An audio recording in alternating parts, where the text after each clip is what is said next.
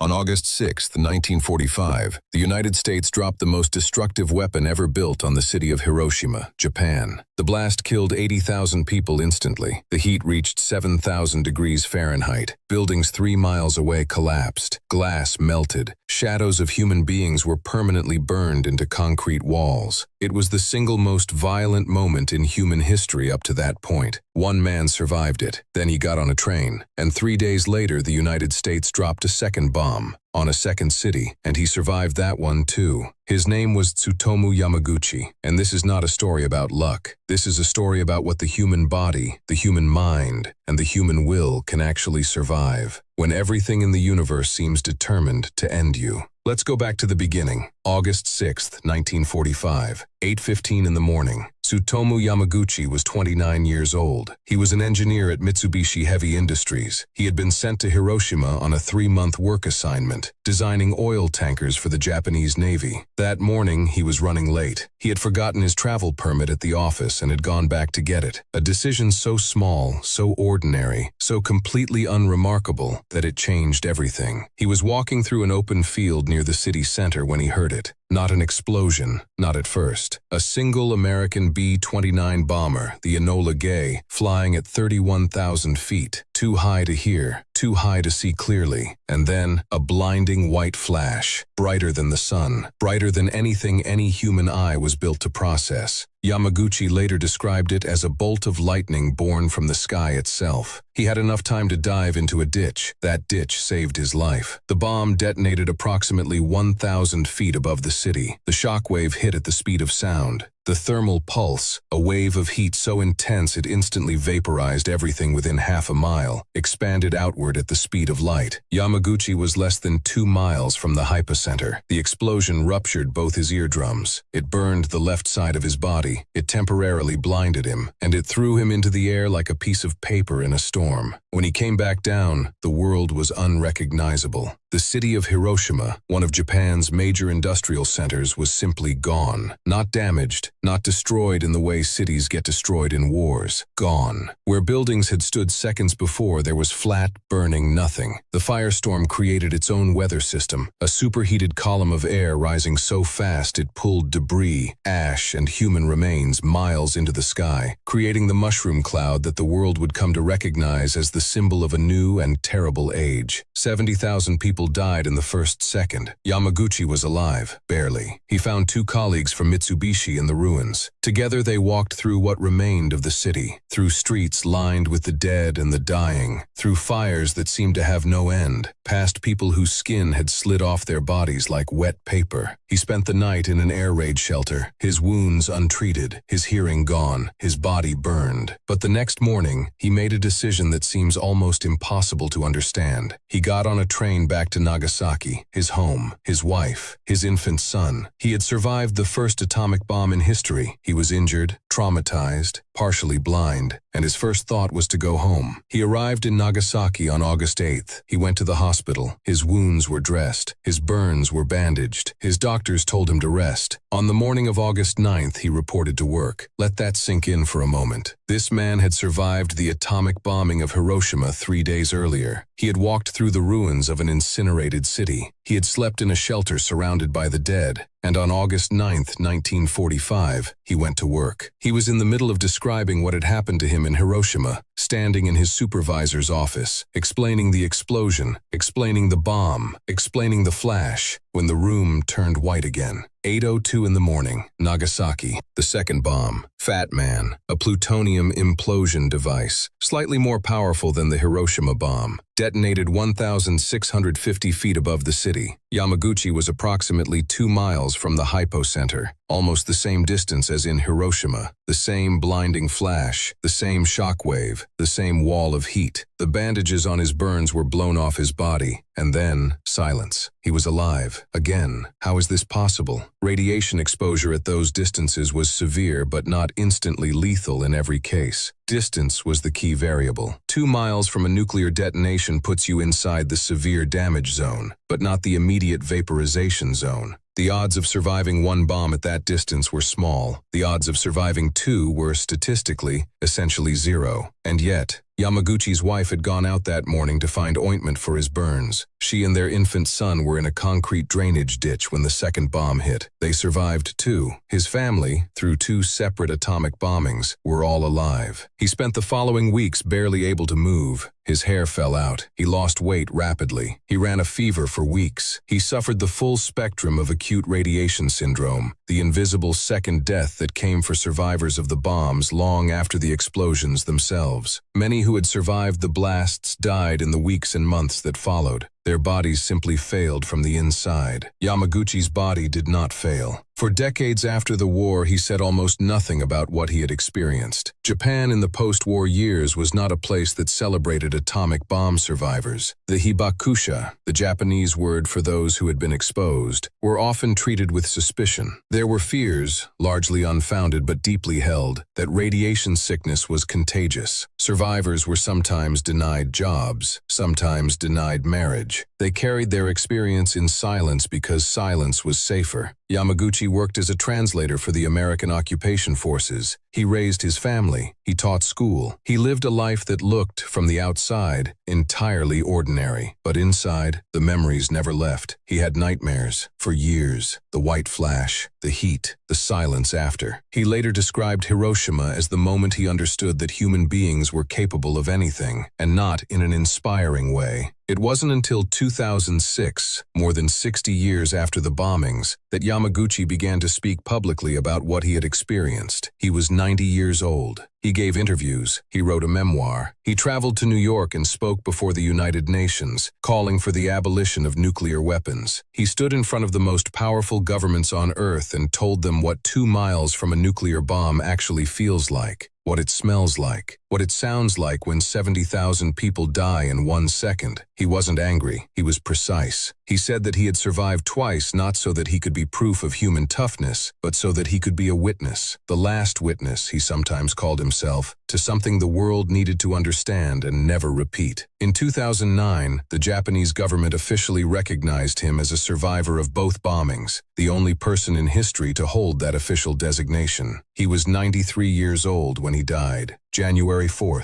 2010. He died of stomach cancer, possibly related, doctors believe, to the radiation he absorbed across those 2 mornings in August 1945. Here's what stays with you about this story. Not the survival itself, as extraordinary as it is. It's the train ride. After surviving the first atomic bomb in human history, after walking through a city that had ceased to exist, Tsutomu Yamaguchi's first instinct was not to run, not to hide, not to collapse. It was to go home. There is something in that decision that is almost impossible to explain rationally. His body was broken. The world had just proven that it could end without warning, and he got on a train. Maybe that's the real story here. Not that one man survived 2 nuclear bombs, but that survival, real survival, the kind that lasts 93 years, has never been about the body. It has always been about having somewhere to go. Tsutomu Yamaguchi went home, and somehow, impossibly, stubbornly, quietly, that was enough.